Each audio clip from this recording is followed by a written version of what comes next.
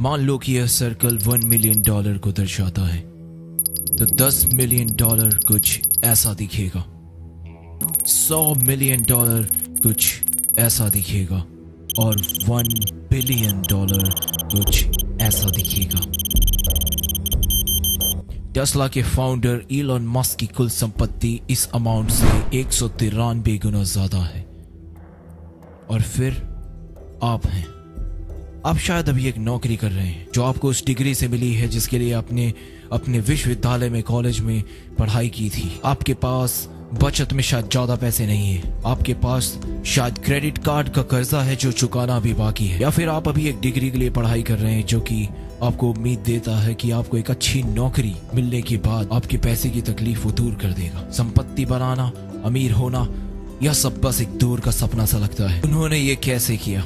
आप उन सभी करोड़पतियों और अरबपतियों को देख के ये खुद से पूछते हैं, खासकर उनको देख के जो इतनी कम उम्र में वहां पहुंच गए। आपको यह चकित करता है, आपको क्रोधित करता है। कहते हैं वे भाग्यशाली हैं, वे लकी हैं, वे धन में पैदा हुए थे, वो ऐसे परिवार में पैदा हुए थे, या फिर शायद उन्होंने उस पैसे के लिए किसी को धोखा दिया है। या फिर आप सोचने लगते हैं कि शायद मैं इतना स्मार्ट नहीं हूँ, शायद मैं इतना सक्षम नहीं हूँ, शायद मैं अपने सपनों को लेकर बदकिस्मत हूँ। और आपको ऐसा लगता है कि आप जो सपने देखते हैं, जो मैंशन आप खरीदना चाहते हैं, आपकी पसंदीदा स्पोर्ट्स कार जो आप खरीदना चाहते हैं, आप दुनिया भर में ट्रैवल करना चाहते हैं, वो बस एक सपना ही रहेगा, ना कुछ ज्यादा ना कुछ कम। ये सब देख के आप एक कंक्लूजन पे आते हैं कि ये पूरा का पूरा प्रोसेस ही एक धोखा है और आप इस परिवार में पैदा नहीं हुए, इसलिए आपके पास इतनी संपत्ति नहीं है। क्या होगा अगर मैं आपको बता दूं कि आपका ये हिसाब गलत है और एक ऐसा रास्ता है जिस पे चल के आप भी उतनी ही संपत्ति और पैसा बना सकते हैं जितना कि जेफ बेजोस और इलॉन मस्क ने आज बनाई है। अगर मैं आपको बता दूं कि आपको अपने माता पिता को वर्ल्ड ट्रैवल करवाने का सपना या अपनी फेवरेट स्पोर्ट्स कार लेने का सपना, इन सभी सपनों को छोड़ना नहीं पड़ेगा, तो क्या आप मुझे झूठा कहेंगी? तो मैं वादा करता हूं कि मैं झूठा नहीं हूं। और इस वीडियो के अंत तक मैं आपको ये समझा दूंगा कि सिक्के का एक ऐसा पहलू है जो आपको दिखाया नहीं जा रहा है, और इस वीडियो के अंत तक मैं आपको सिक्के का वो पहलू दिखाऊंगा। लेकिन मैं आपको चेतावनी देता हूँ कि रास्ता बहुत कठिन है और उतार चढ़ाव से भरा है, और आपको कुछ ऐसी बातें निकलनी पड़ेंगी जो कि स्कूल सिस्टम और समाज को चैलेंज करता है। और मैं ये भी स्पष्ट कर दूं कि आप में से बहुत से लोग हैं जो इस सड़क के अंत तक नहीं पहुंचेंगे, लेकिन आप में से जो इस सड़क के अंत तक पहुंचेगा उसके लिए वो धन रखा है जो आपने कभी सपने में भी नहीं सोचा होगा। जो आप हमेशा से पाना चाहते थे वो आप अंत में प्राप्त कर सकते हैं। उस रास्ते के अंत में पैसे की चिंता करने की कोई आवश्यकता नहीं है। तो हम इस वीडियो के अगले पड़ाव की ओर बढ़ते हैं। हॉलीवुड और बॉलीवुड में हमेशा से अमीर को पीठ में छुरा घोंपने वाला या भ्रष्ट व्यक्ति या धोखेबाज के रूप में चित्रित करने की आदत रही है। लेकिन अब सवाल यह है कि क्या आपने उस स्टीरियोटाइप को खरीदा है? क्या आपने इस बात को मान लिया है? वेल्थएक्स द्वारा जारी किए गए एक रिपोर्ट से पता चलता है कि दुनिया के अधिकतर धनी लोग जिनकी कुल संपत्ति 30 मिलियन या उससे भी ज्यादा है, उसमें से 68% यानी कि 68% सेल्फ मेड लोग हैं, यानी कि उन्होंने खुद अपनी वेल्थ को बनाया है, किसी और की मदद नहीं ली, ना ही वो ऐसे परिवार में पैदा हुए थे जहां पहले से इतनी संपत्ति थी। और सिर्फ ये सर्वे नहीं बल्कि दुनिया में कई सर्वे और रिपोर्ट इस बात का समर्थन करते हैं। वॉरेन बफे गरीबी में पैदा हुए, जेफ बेजोस, इलॉन मस्क,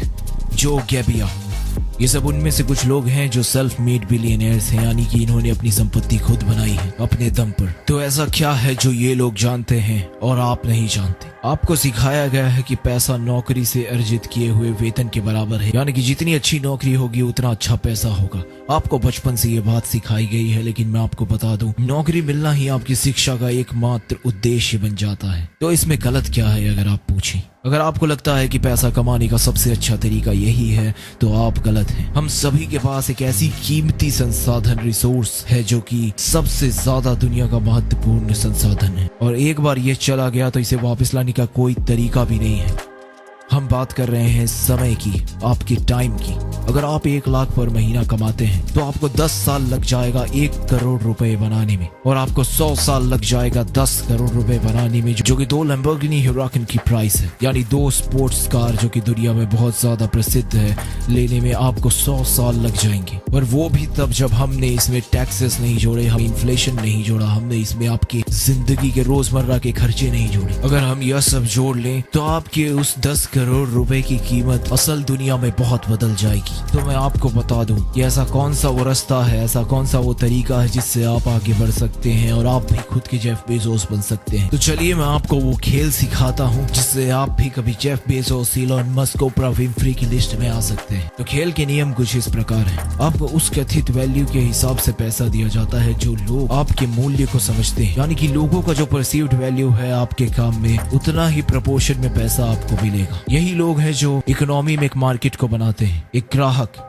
आपके दोस्त, आपके फैमिली मेंबर्स, आपके पड़ोसी, आपका देश, आपके लोग, यही लोग एक अर्थव्यवस्था के उपभोक्ता बाजार हैं। लोग ये शिकायत करते हैं कि फुटबॉल के खिलाड़ियों को बहुत अधिक पैसा दिया जाता है, खिलाड़ियों को लाखों और करोड़ों का भुगतान किया जाता है। लेकिन लोग ये नहीं समझते कि फुटबॉल को इतना बड़ा बनने के लिए पहले उसका एक बाजार होना चाहिए, उसकी एक मार्केट होनी चाहिए। अगर फुटबॉल का एक बाजार बनाना है तो ऐसे लोग होने चाहिए जो फुटबॉल में बहुत ज्यादा मूल्य को देखते हैं, जो बहुत ज्यादा वैल्यू को देखते हैं। फिर वही लोग मैच देखने जाते हैं, मर्चेंडाइज खरीदते हैं, टी शर्ट खरीदते हैं, स्टेडियम में अपने फेवरेट टीम को चीयर करने जाते हैं। तो सोचिए ऐसे खेल में जहाँ पे लोगों ने खेल की वैल्यू को बहुत ऊंचाई पे रखा है, क्या होगा जब उस खेल का कोई खिलाड़ी शीर्ष पे जाता है, जब उस खेल का कोई खिलाड़ी क्रिस्टियानो रोनाल्डो बन जाता है या लियोनेल मेसी बन जाता है। उनको उदारता से पैसे दिए जाते हैं, बहुत सारे पैसे दिए जाते हैं। ये इसलिए नहीं क्योंकि खिलाड़ी बहुत मेहनत करता है, वो भले ही कितने भी टैलेंटेड हो, जब तक उसका एक बाजार नहीं है, जब तक लोग उस चीज में वैल्यू को नहीं मानेंगे, तब तक उस खिलाड़ी की मेहनत व्यर्थ है, वेस्ट है। तो ये मायने नहीं रखता कि आप कितनी मेहनत करते हैं या कितना हार्ड वर्क करते हैं। जिस सफाई कर्मी को प्रतिदिन पसीना और थकान होती है, जो बहुत मेहनत करता है,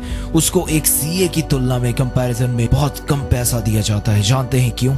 क्योंकि मार्केट का यह मानना है कि क्लीनर जो करता है उसका मूल्य एक अकाउंटेंट से बहुत कम है। यह सुनने में चाहे जितना भी खराब लगे, क्लीनर को कोई भी बदल सकता है। सफाई करने का काम सीखना कोई बहुत मुश्किल काम नहीं है और इसीलिए बाजार उसे एक अकाउंटेंट से अधिक भुगतान नहीं करेगा। एक अकाउंटेंट जिसने सालों तक नंबर्स की पढ़ाई की है, जिसने सालों तक संख्याओं का अध्ययन किया है, उसकी वैल्यू हमेशा मार्केट में एक सफाई कर्मी जो उससे ज्यादा मेहनत करता है उससे अधिक ही रहेगी। क्योंकि एक अकाउंटेंट अपने दिमाग के भरोसे अपने क्लाइंट्स को लाखों रुपए बचवा देता है, उसकी वैल्यू हमेशा मार्केट में एक सफाई कर्मचारी से बहुत ज्यादा ही रहेगी। तो फिर हम ऐसा क्या करें कि हमारी मार्केट में परसीव्ड वैल्यू बढ़ जाए? हम अपनी परसीव्ड वैल्यू को कैसे बढ़ा सकते हैं? इलॉन मस्क और जेफ बेजोस में ऐसा क्या है कि उनकी परसीव्ड वैल्यू इतनी हाई है मार्केट? तो ये समझने के लिए जो पहला कदम है वो बहुत ही आसान है। यदि आप अधिक से अधिक धन चाहते हैं तो मेरी बात ध्यान से सुनना। यदि आप चाहते हैं कि आप अधिक धन कमाएं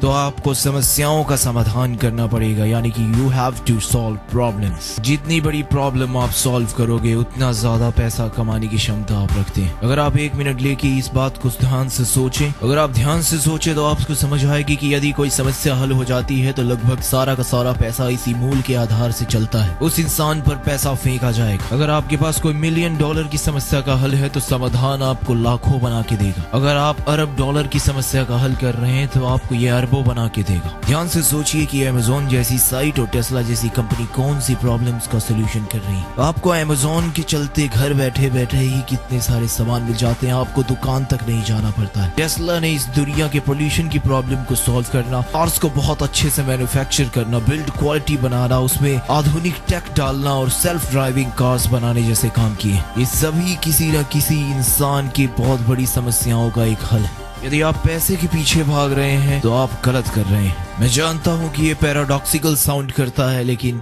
अगर आपको मनी चाहिए तो आपको मनी के पीछे नहीं, आपको पैसे के पीछे नहीं, बल्कि आपको प्रॉब्लम्स के पीछे भागना पड़ेगा। और उससे भी ज्यादा जरूरी है उस प्रॉब्लम के सोल्यूशन को ढूंढना। और एक बार आपको सोल्यूशन मिल गया, आपको उसके अराउंड ही अपना बिजनेस बनाना पड़ेगा। तो बस क्या यही है सोल्यूशन जिसके बारे में मैं बात कर रहा था? जी नहीं, ये सिर्फ एक 2D पिक्चर है जो धन की समस्या को सॉल्व करता है। हमें 3D पिक्चर की ओर भी देखना है। आपको समस्याओं की तलाश करनी चाहिए और इससे भी महत्वपूर्ण बात यह है कि आपको उन समस्याओं का समाधान की तलाश करनी चाहिए।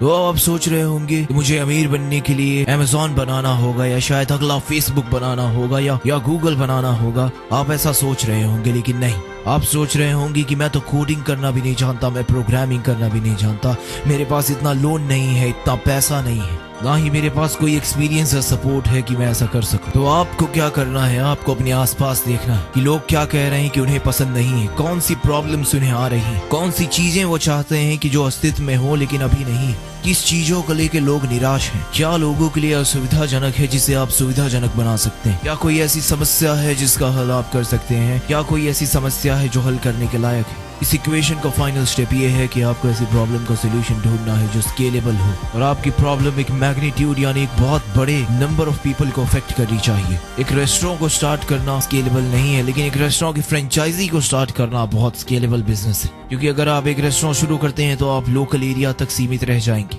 लेकिन एक फ्रेंचाइजी वो बहुत ज्यादा स्केलेबल है। अगर आप किसी आईटी फर्म में जॉब करके किसी प्रॉब्लम का सोल्यूशन करेंगे तो वो स्केलेबल नहीं है, लेकिन अगर आप एक पीस ऑफ सॉफ्टवेयर निकाल देते हैं जो कि इस प्रॉब्लम को सॉल्व करता है तो आप उस सॉफ्टवेयर को पूरी दुनिया में कहीं भी बेच सकते हैं, अब वो स्केलेबल है। अगर आप एक फिटनेस इंस्ट्रक्टर है और मान लीजिए कि आप हर घंटे कुछ लोगों का एक बैच लेते हैं तो अभी भी आप एक तरह से जॉब ही कर रहे हैं, आपका बिजनेस मॉडल स्केलेबल नहीं है। लेकिन अगर आप ऑनलाइन बैठ के वेबकैम के थ्रू योगा सिखाते हैं जिसमें कितने ही लोग ज्वाइन हो सकते हैं तो उसकी कोई सीमा नहीं है, तो ये स्केलेबल बिजनेस मॉडल है। ऐसे में आप अपनी वीडियोस को ऑनलाइन करके जब आप सो रहे हैं तो भी एनरोलमेंट के थ्रू आप पैसा बना सकते हैं सोते सोते। लेकिन अगर आपका बिजनेस मॉडल टाइम बाउंड है यानी कि आप कुछ समय में कुछ लोगों को ही सेवा दे पाते हैं तो वो स्केलेबल नहीं है। लेकिन यहाँ भी सिर्फ स्केलेबिलिटी की बात नहीं है कि मान लीजिए आपका बिजनेस स्केलेबल नहीं है, फिर भी अगर उसमें एक मैग्नीट्यूड है यानी कि अगर आप डेंटिस्ट हैं और सिर्फ सेलिब्रिटी में डील करते हैं तो भी आप बहुत सारे पैसे बना सकते हैं। तो इन दोनों में से एक का होना बहुत जरूरी है, या फिर स्केलेबिलिटी या फिर मैग्नीट्यूड। अगर आपके व्यवसाय में कुछ ऐसा है कि आप किसी और को आउटसोर्स कर सकते हैं या उस काम को करने के लिए किसी और कर्मचारी को नियुक्त कर सकते हैं, किसी और को नौकरी दे सकते हैं, तो आप ऐसा कीजिए। अगर आपको ऐसा लगता है कि हर काम आप खुद अकेले कर लेंगे तो ऐसा सोचना बुरी बात है। ये सोचना बुरी बात है कि आप ही अपने काम को सबसे अच्छे से कर सकते हैं। याद रखिए कोई ना कोई ऐसा व्यक्ति है जो आपका काम आपसे बेहतर करके दे सकता है।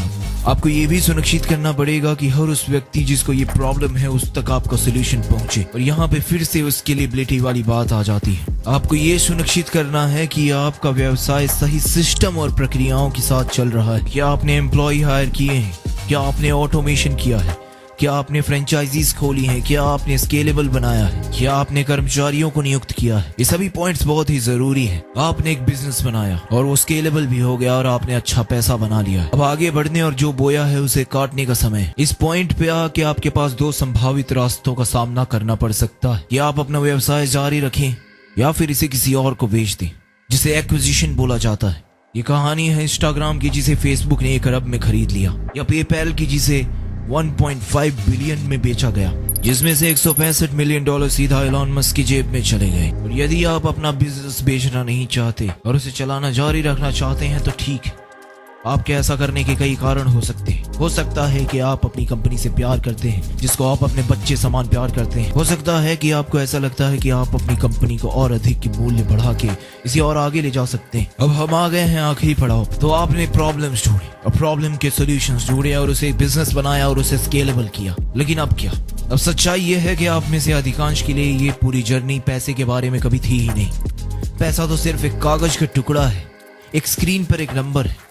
इसका मूल्य केवल हमारे मूल्य में विश्वास करने तक सीमित है। शुरू से ही ये कहानी पैसे के बारे में कभी थी ही नहीं। ये कहानी आपके दुनिया में ट्रैवल करने के सपने के बारे में नहीं थी, या फिर आपके मैंशन खरीदने के सपने के बारे में नहीं थी। ये कहानी आपकी पसंदीदा स्पोर्ट्स कार खरीदने के सपने के बारे में नहीं थी। ये कहानी थी स्वतंत्रता के बारे में, फ्रीडम, जिस आजादी की आपको तलाश थी, जो आपको संपत्ति के थ्रू हासिल करनी थी। आपकी मंजिल पैसे से जुड़ी थी लेकिन पैसा ही नहीं थी, बस आपको एक एहसास चाहिए था आजादी का। ये कहानी थी कैसे मूल्यवान संसाधन के बारे में जो हम सभी के पास बहुत लिमिटेड है। ये कहानी थी टाइम की, जिस टाइम को हम कभी पुनः नहीं प्राप्त कर पाएंगे। जैसा कि हमने शुरू में बताया कि अगर आप 1 लाख पर महीना कमाते हैं तो भी आप एक समय के बाद जितना पैसा आपको चाहिए आप बना सकते हैं, लेकिन आपकी उम्र निकल जाएगी। ये इसलिए था कि आपके पास जिंदगी जीने का समय होगा। आप ये नहीं सोचेंगे कि मैं किराया कैसे चुकाऊंगा, मैं अपनी पेंशन से गुजारा कर पाऊंगा कि नहीं, मैं अपनी फेवरेट गाड़ी ले पाऊंगा कि नहीं उम्र निकलने से पहले, मुझे किन सपनों की कुर्बानी देनी होगी। इन सभी सवालों का जवाब उम्मीद है कि आपको मिल गया होगा। अगर आप प्रॉब्लम्स का सलूशन ढूंढने में अपना टाइम इन्वेस्ट नहीं करना चाहते तो क्या अपनी जिंदगी का एक बड़ा हिस्सा उस नौकरी को देने के लिए तैयार हैं जिसे शायद आप पसंद तक नहीं करते? क्या आपकी जिंदगी अपने फेवरेट सीरीज देखने के बाद, टेलीविजन देखने के बाद, खाना खा के सो जाने पे टिका हुआ है? क्या आप ऐसी जिंदगी जी सकते हैं जिसमें आप सोते हैं, जागते हैं, खाते हैं, अपनी नौकरी करते हैं और सीरीज देख के, अपनी फेवरेट टेलीविजन देख के थोड़ा बाहर निकल के वापस आके फिर खाते हैं, पीते हैं, सोते हैं, फिर अगला दिन होता है और रिटायर होने तक यही चक्र दोहराते रहते हैं? क्या आपको ऐसी जिंदगी पसंद है? आप में से कुछ ऐसे लोग हैं जिन्हें शायद ही जिंदगी पसंद होगी, लेकिन आप में से दूसरे पक्ष के लोग समझते हैं अगर आपको जिंदगी में पैसे की चिंता नहीं करनी तो मुझे आपको ये बात याद दिलाने की आवश्यकता महसूस होती है कि पैसे के पीछे भागना बंद करो और उन सभी समस्याओं का समाधान ढूंढो जिसके आसपास आप अपना बिजनेस और व्यवसाय बना सकते हो। क्योंकि वेल्थ का ये वो इक्वेशन है जिसके माध्यम से आप जो लिबर्टी, जो आजादी चाहते हैं,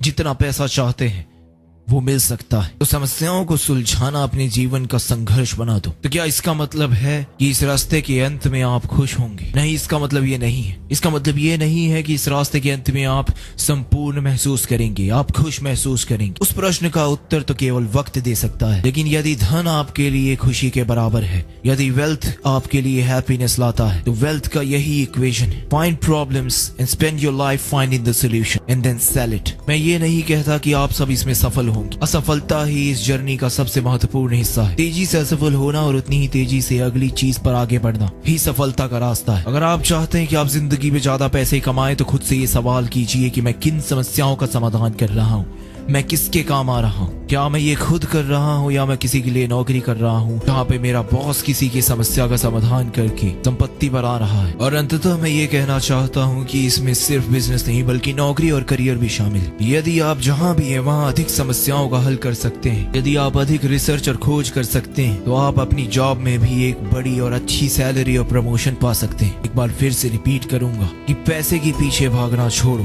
प्रॉब्लम्स को चेज करो और उनके सोल्यूशंस को ढूंढो। अगर आप यहाँ तक आए हैं तो इस वीडियो को बंद मत कीजिए। मैं चाहता हूँ कि आप अपना थोड़ा सा वक्त निकाल के सब्सक्राइब पे क्लिक कर दीजिए, क्योंकि ऐसे वीडियो बनाने में बहुत रिसर्च, टाइम और मेहनत लगती है। तो यदि आप लाइक कर देंगे और सब्सक्राइब कर देंगे तो मेरे लिए बहुत ही अच्छा हो। मैं ऐसे ही और वीडियोस लाता रहूंगा जो आप लोगों के काम आए। यदि आप कुछ कहना चाहते हैं, मुझसे बात करना चाहते हैं या कोई सुझाव देना चाहते हैं, आप नीचे कमेंट कर सकते हैं। और अगर आप वीडियो के एंड तक आ ही गए हैं तो मैं ये मानता हूँ आप में वो क्षमता है जो जितनी भी संपत्ति चाहे उतनी बना सकता है, यदि वो प्रॉब्लम्स का सोल्यूशन सही तरीके से ढूंढ ले तो। तब तक के लिए चलता हूँ। Take care of yourself. See you again guys.